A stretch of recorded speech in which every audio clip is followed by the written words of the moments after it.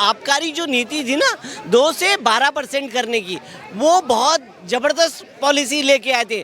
पहले तो लोगों को नशेड़ी बना दो, एक के साथ एक फ्री दो, और उसके बाद में वो जब आदी हो जाए ना उस चीज़ के, फिर उन पे टैक्स लगा दो कि देखो मैडम आपको जो जिसने पाप किया वो जेल में जाना, और मनीष सिसोदिया अभी बाहर नहीं आता है, वो तो परमिट का एक के ऊपर एक फ्री। सत्येंद्र जैन, मनीष सिसोदिया, सत्येंद्र जैन, ये क्या हो गया, एक के ऊपर एक फ्री हो गया पूरा। सत्येंद्र जैन ने लगातार डिफेंड किया है, और सबसे बड़ा क्वेश्चन ये है कि उनको पता कैसे चल गया। गुजरात इलेक्शन में उठा के देख लो, मनीष जी कल गिरफ्तार होंगे। पंजाब इलेक्शन में देख लो, मनीष जी परसों गिरफ्तार होंगे। दिल्ली के एमसीडी में देख लो, मनीष जी 10 दिन बाद गिरफ्तार होंगे। साहब ये भविष्यवाणी कैसे आपको पता था? क्योंकि उनको पता था। सत्येंद्र जैन और जो है मनीष सिसोदिया, इन्होंने इस्तीफा दे दिया है, क्या विचार करते हैं? बहुत अच्छी बात है। देखिए ये लोग पहले शीला दीक्षित को क्या करा इन्होंने, बेईमान ईमानदार, और कहते हैं हम ऑडिट कराएंगे। कहाँ गई इनकी ऑडिट?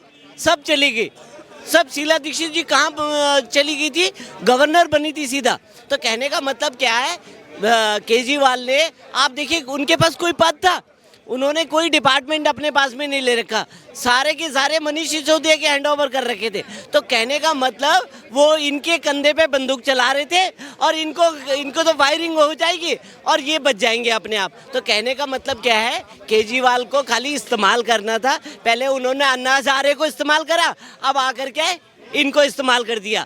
मनीष सत्येंद्र जैन की अगर मैं बात करूं तो सवाल ये भी है कि उन्होंने इतना लेट इस्तीफा क्यों दिया, पहले क्यों नहीं दिया? आज मनीष सिसोदिया के साथ इस्तीफा दिया, ये भी एक सवाल है।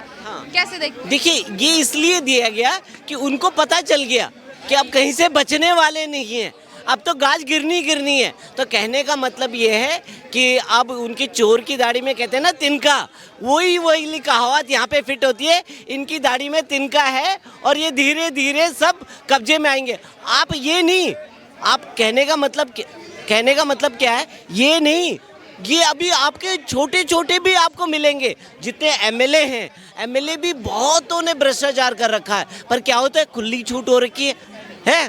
जो सोमनाथ भारती हैं, क्या करते थे, अपनी मैडम को कटवाते थे कुत्ते से। तो एक मैडम के भी जातियाँ करते थे। वो देखो, वो कौन है आपका पार्षद साहब हैं, वो क्या उन्होंने गुंडाराजी फैला दिया था।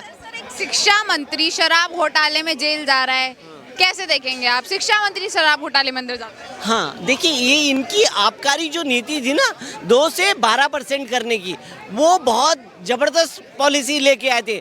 पहले तो लोगों को नशेड़ी बना दो, एक के साथ एक फ्री दो, और उसके बाद में वो जब आदी हो जाए ना उस चीज़ के, फिर उन पे टैक्स लगा दो कि देखो मैडम आपको टैक्स देना पड़ेगा आपको। इन्होंने तो ऐसा सिस्टम बना लिया था कि लेडीज़ के लिए पिंक टिकट खोलने की वो हो रही थी। आप खुलेआम शराब पीजिए, 24 घंटे पीजिए।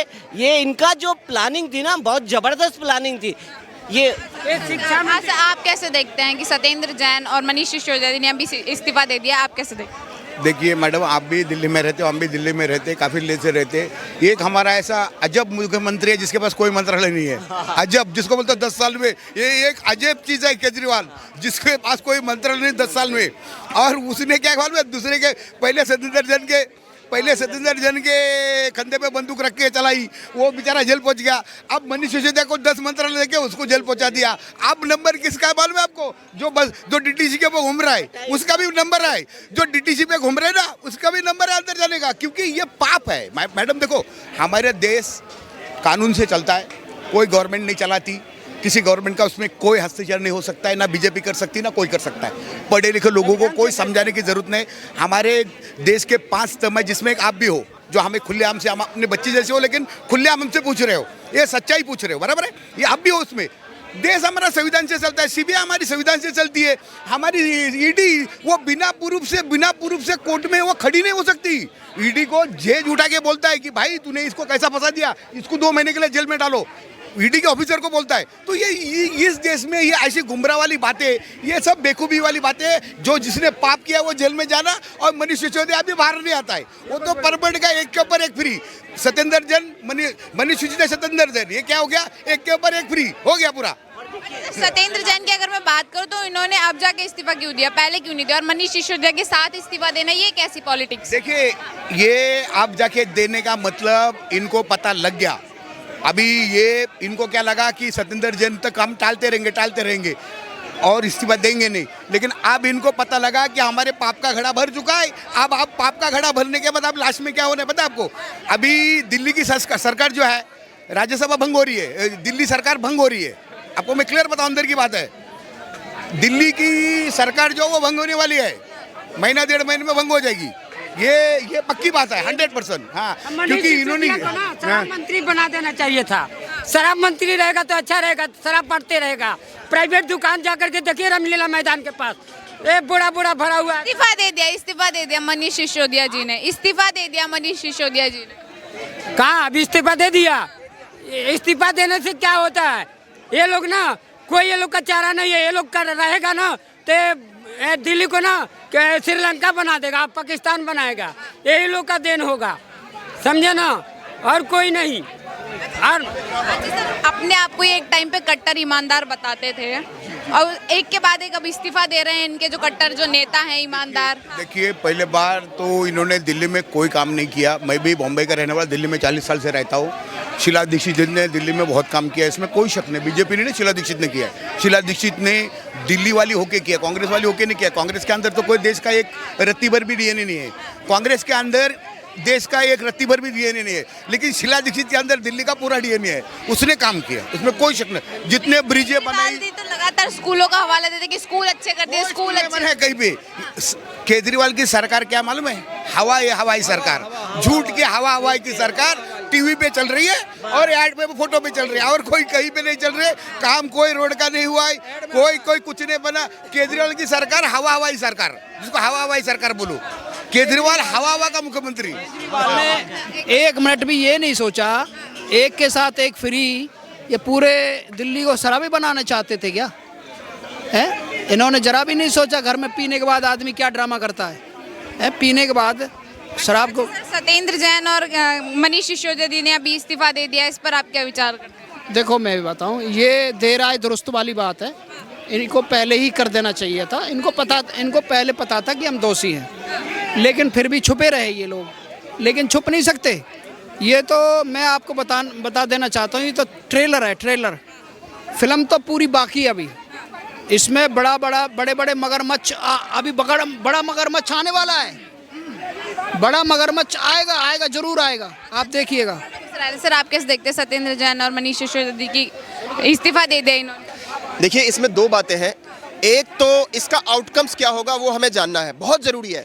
आज के बाद लोगों को प्रदर्शन पे, आंदोलन से विश्वास उठ गया है, क्योंकि जो पार्टी आंदोलन से इस मुद्दे पे जन्म जिसका हुआ कि हम भ्रष्टाचार मुक्त कर देंगे, कोई भ्रष्टाचारी नहीं बचेगा, एक फोन करो, वीडियो बना लो, ड्रामा ये किया।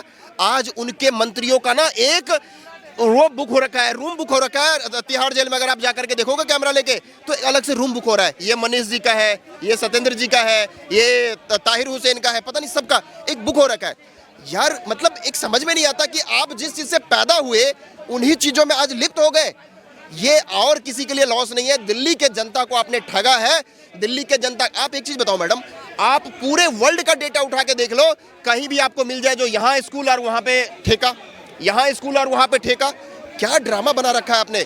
बच्चे पढ़ाई नहीं कर रहे थे, बच्चे सिर्फ और सिर्फ राजनीति कर रहे थे। बच्चों ने दारू पीना चालू कर दिया था, बच्चों ने पेरेंट्स को ठगना चालू कर दिया था, और ये ड्रामा करते हैं कि प्राइवेट से कटवा करके नाम सरकारी स्कूल में लिखवा रहे हैं। एक आधा केस आपने एडवर्टीजमेंट के लिए, अगर एक आधा ऐसा केस होगा भी, लेकिन 90% उन बच्चों से जाके पूछो जो गरीब घर के बच्चे हैं, वो बच्चे पॉलिटिक्स में इन्वॉल्व हो गए थे, क्योंकि उनको ना तो सही तरीके से स्कूल मिल रहा था, ना सही तरीके से शिक्षा, क्योंकि स्कूल में प्रधानाध्यापक ही नहीं है, टीचर्स ही नहीं है, वो बच्चे पॉलिटिक्स कर रहे हैं।